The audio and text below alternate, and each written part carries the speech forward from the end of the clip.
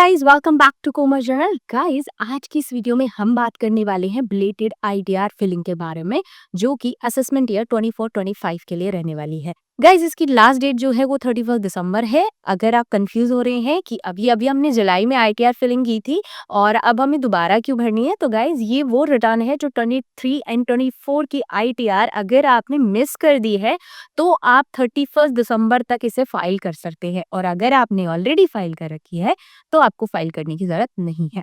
और साथ में आपको कितनी पेनल्टी पे करनी है, क्या पेनल्टी आपकी लगने वाली है, और अगर आप पेनल्टी से बचना चाहते हैं तो किस लिमिट तक आप बच सकते हैं, इसका एक हैक मैं वीडियो में डिस्कस करने वाली हूँ। तो वीडियो लास्ट तक देखिएगा। लास्ट तक देखने पे आपको बहुत सारी चीजें पता लगेंगी, साथ में step by step ITR belated ITR आप कैसे फाइल करेंगे वो भी आपको पता चलने वाला है। तो विदाउट एनी डिले चलिए आईटीआर फिलिंग शुरू करते हैं। सबसे पहले हम पेनल्टीज की बात कर लेते हैं। अगर आपकी ग्रॉस टोटल इनकम जो कि 3 लाख से नीचे रहती है तो आपको जीरो पेनल्टी पे करनी पड़ेगी। 3 लाख से 5 लाख के बीच में अगर रहती है तो 1000 रुपीज आपको एज अ पेनल्टी। 5 लाख के अबाउ चली जाती है तो आपको 5000 रुपीज की पेनल्टी पे करनी होगी। प्लस यहाँ पे आप टैक्स रिजीम को चेंज नहीं कर पाओगे अगर आप रिलेटेड आईटीआर फाइल कर रहे हैं तो बाय डिफॉल्ट आपको न्यू टैक्स रिजीम के अंदर ही अपनी आईटीआर फाइल करनी पड़ेगी। चलिए शुरू करते हैं। हम आ गए हैं डायरेक्ट लाइव और आपको दिखाना चाहूंगी कि कैसे यहाँ आपको अपनी बिलेटेड एक आईटीआर फाइल करनी है। मैं लॉगिन कर चुकी हूँ। प्रोसेस यहाँ पर सेम रहेगा। 24-25 सिलेक्ट कर लेना है और ऑनलाइन का ऑप्शन मुझे सेलेक्ट करना है एंड देन कंटिन्यू बटन पर क्लिक कर लेंगे। स्टार्ट न्यू फिलिंग करेंगे, बटन पर क्लिक करेंगे और आपका स्टेटस जैसे इंडिविजुअल रहेगा तो उसके बाद आप कंटिन्यू पे क्लिक करेंगे। यहाँ पे आपको फॉर्म सेलेक्ट करना है। अभी हम लोग हाल फिलहाल आईटीआर 1 फाइल कर रहे हैं तो हम इसी फॉर्म को देख लेते हैं। यहाँ पर हमने आईटीआर 1 सेलेक्ट कर लिया है। Process with ITR 1, let's just start पर क्लिक करेंगे। रीजन पूछा जाएगा और आपको अपना रीजन सेलेक्ट कर लेना है कि क्यों फाइल करना चाहते हैं। कंटिन्यू पे मैं क्लिक कर लूंगी और यहाँ पे आपके सामने सारे शेड्यूल ओपन हो जाते हैं और यहाँ पे आपको सबसे पहले नेचर ऑफ एम्प्लॉयमेंट सेलेक्ट करना है। आपका अगर अगर आप प्राइवेट जॉब करते हैं तो आप अदर्स भी सेलेक्ट कर सकते हैं, तो अदर्स सेलेक्ट कर लेंगे। मेन इंपॉर्टेंट आता है आपका फिलिंग सेक्शन। देखिए, अगर आप पहले रिटर्न फाइल कर चुके हैं तो आपको पहले आपने सेलेक्ट किया होगा 139 सब सेक्शन 1, लेकिन अब अगर आप फाइल कर रहे हैं तो आपको सेलेक्ट करना है सब सेक्शन। तो ये बाय डिफॉल्ट ही आपका चूज हो जाता है। अगर आपका चूज नहीं होता है बाय डिफॉल्ट तो आप इसको चूज कर सकते हैं। अब इसको चूज करने के बाद अगर आप नीचे देखेंगे तो ये जो ऑप्शन होता है टैक्स रिजीम को चेंज करने का, वो यहाँ पे डिसेबल हो चुका है। यानी कि अब आपको ऑप्शन नहीं दिया जा रहा है कि आप अपना टैक्स रिजीम चूज करें। अब मैंने बैंक डिटेल्स को यहाँ पे कंफर्म करा दिया है। ग्रोस टोटल इनकम के अंदर चलते हैं। यहाँ पे सबसे पहले आपको अपनी सैलरी रिपोर्ट करनी है। नॉर्मली जैसे आप अपनी ग्रोस सैलरी रिपोर्ट करते हैं अपने फॉर्म 16 के थ्रू, और ये आपको जो भी 12 महीने की सैलरी है, तो पहले मैं आपको ना कंडीशन दिखा देती हूँ कि कब किस किस के अंदर आपको कैसे पेनल्टी लगती है। जैसे एग्जाम्पल के लिए मान लीजिए कोई नील की रिटर्न फाइल करनी है तो मैं यहाँ पे 3.5 लाख यहाँ पे सैलरी दिखाती हूँ। ठीक है, स्टैंडर्ड डिडक्शन 50,000 मिलने के बाद जो सैलरी है वो 3 लाख हो जाएगी। और आपको बता देती हूँ न्यू रिजीम में यहाँ आपको ज्यादा अलाउंसेस देखने को नहीं मिलेंगे। एचआर एलटीए का भी आपको बेनिफिट देखने को नहीं मिलेगा। देन नीचे आप जाएंगे अदर सोर्सेज के अंदर, बैंक का इंटरेस्ट डिविडेंड इनकम है तो प्रीफिल्ड आपको देखने को मिल जाएगा। और ये आपकी जो ग्रॉस टोटल इनकम है, अगर 3 लाख या 3 लाख के नीचे है तो आपको एक एडवांटेज मिल जाता है कि आपका जो एडवांटेज है वो ये है कि आपको कोई भी tax liability and tax penalty नहीं पे करनी है। आप पे कोई टैक्स लाइबिलिटी नहीं लगने वाली है। जैसे आप देखते हैं कि अगर मेरी 3 लाख की इनकम है और अगर मैं टोटल टैक्स लाइबिलिटी वाले कॉलम में जाती हूँ तो मेरा यहाँ ना कोई टैक्स बनता है और ना ही मेरी कोई बी रिलेटेड फीस वगैरह पे करनी पड़ रही है। मतलब 3 लाख तक आईटीआर अब आराम से 31 दिसंबर तक फाइल कर सकते हैं। अब चलिए इस अमाउंट को हम लोग थोड़ा इंक्रीज कर देते हैं। तो जैसे लेट्स सपोज किसी की सैलरी 4.5 लाख यानी कि बेसिकली नेट इनकम इनकी 4 लाख रुपीज हो गई है। इसके अलावा कोई अदर इनकम इनकी ऐड हो जाती है, मतलब 50,000 डिडक्शन के बाद इनकी 4 लाख हो चुकी है। नेट इनकम इनकी 4 लाख अब आपको दिखा देनी है। तो 4 लाख की इनकम के ऊपर टोटल टैक्स लाइबिलिटी के अंडर आपको 1000 रुपीज की पेनल्टी लग रही है। टैक्स यहाँ पे जरूर बन रहा है, लेकिन जैसे न्यू टैक्स रिजीम के अंदर 25,000 रुपए तक का आपको रिबेट मिल सकता है। तो आपका अगर नेट इनकम 7 लाख है, उससे नीचे भी है, तो आपका टैक्स तो माफ हो जाएगा, कोई दिक्कत नहीं है।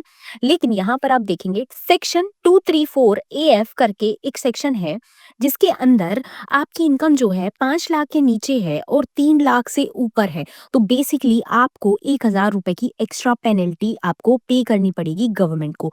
बाकी अच्छी बात यह है कि जो पेनल्टी भी होती है, अगर आपका टीडीएस कटा हुआ है तो आपको मैनुअली पे करना नहीं होगा, वो उसके थ्रू सेट ऑफ हो जाएगा और स्टिल आप टीडीएस का रिफंड बकायदा क्लेम कर सकते हैं।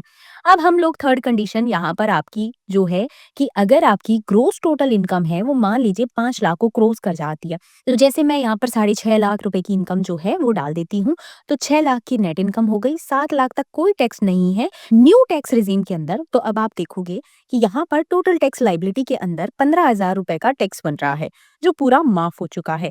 87A के अंडर रिबेट मिल चुकी है, लेकिन तो इसकी वजह से 5,000 रुपीज की मेरी पेनल्टी बन चुकी है। तो यहाँ पर बस इतना सा डिफरेंस है कि अगर बिफोर द डिडक्शन आपकी वाली जो इनकम आ रही है, उसी के ऊपर पूरी पेनल्टी यहाँ पर डिपेंड होगी। इसके साथ ही मान लीजिए कई लोगों के साथ ऐसा हो सकता है कि उनका कोई भी टीडीएस वगैरह नहीं कटा हुआ है, स्टिल पेनल्टी यहाँ पर बनती है, तो उनका पेमेंट कैसा होगा, तो चलिए वो भी मैं आपको दिखा देती हूँ। तो जैसे ही आप प्रोसीड के बटन पर क्लिक करते हैं, तो आपको नॉर्मल टैक्स का पेमेंट होता है ना, वैसे ही होगा। अगेन आपको ई पे टैक्स के अंडर जाना होता है, ई फिलिंग के सेक्शन पे आप जाओगे, न्यू पेमेंट पे आप क्लिक करोगे।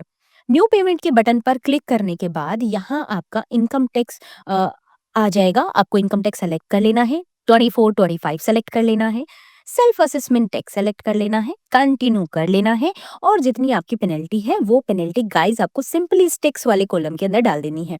5,000 की पेनल्टी पे कर रहे हैं तो 5,000 आपने डाला।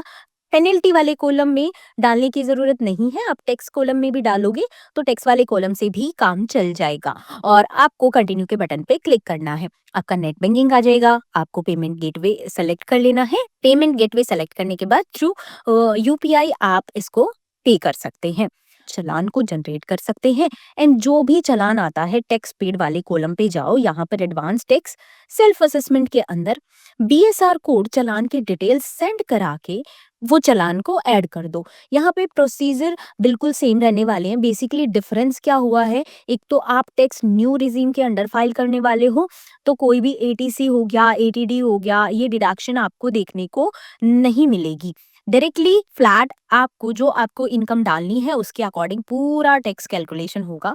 उसके साथ में अगर किसी की अच्छी खासी इनकम है, तो जैसे मैं आपको दिखा देती हूँ कि मानो आपकी जो इनकम है वो 10.5 लाख रुपए से ज्यादा क्रॉस कर चुकी है, तो उस केस में आपको क्या करना है, उस केस में सभी के अंडर अपना इंटरेस्ट लगेगा एडवांस टैक्स की वजह से, और 5,000 रुपीज की एक्स्ट्रा पेनल्टी भी आपको पे करनी पड़ेगी।